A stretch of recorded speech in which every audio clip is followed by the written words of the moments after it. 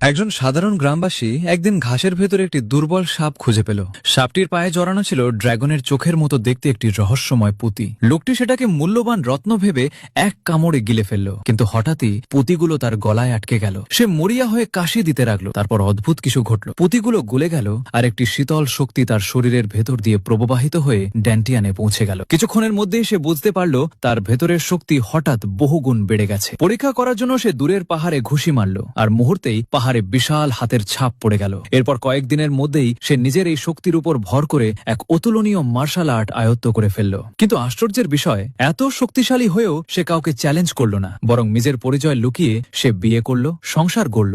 এমনকি তার স্ত্রীও জানত না তার আসল পরিচয়। সময় কেটে গেল, তার স্ত্রী মেঘলা আর তার এই কাপুরুষ স্বভাব সহ্য করতে পারছিল না। অবশেষে সে তাদের মেয়ে বেলাকে নিয়ে নিজের বাবার বাড়ি ফিরে যাওয়ার সিদ্ধান্ত নিল। কিন্তু বেলা তার বাবাকে ছেড়ে যেতে চাইছিল না, তাই সেই গ্রামবাসী অর্ণব একাই শ্বশুর বাড়িতে গিয়ে মেয়েকে ফিরিয়ে আনার সিদ্ধান্ত নিল। কিন্তু সেখানে গিয়ে সে অপমানিত হল। মেঘলার পরিবার তাকে তুচ্ছতাচ্ছিল্য করল। একজন সাধারণ গ্রামবাসী বলে, ঠিক তখনই শত্রুরা আক্রমণ করল।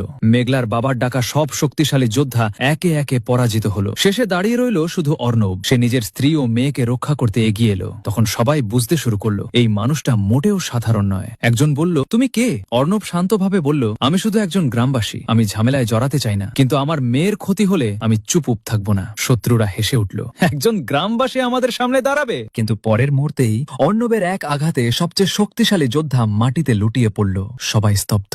একজন ফিসফিস করে বলল, এটা তো ইয়েন ইয়াং পাম। অন্যজন বলল, অসম্ভব, এই শক্তি অকল্পনীয়। সবাই তখন বুঝতে পারল অর্ণবের আসল পরিচয় তারা ভাবনারও বাইরে। শেষে মেঘলার বাবা বললেন, আজ তুমি আমাদের বাঁচিয়েছ। তুমি যদি চাও তুমি আমাদের পরিবারের অংশ হয়ে থাকতে পারো। কিন্তু অর্ণব শান্তভাবে বলল, আমার আর মেঘলার সম্পর্ক অনেক আগেই শেষ হয়েছে। আমি শুধু আমার মেয়েকে নিয়ে যেতে এসেছি। গল্পটা এখানেই শেষ নয়। একজন সাধারণ মানুষের আড়ালে লুকিয়ে থাকা এক অসাধারণ শক্তির গল্প, যা এখনো সবার অজানা।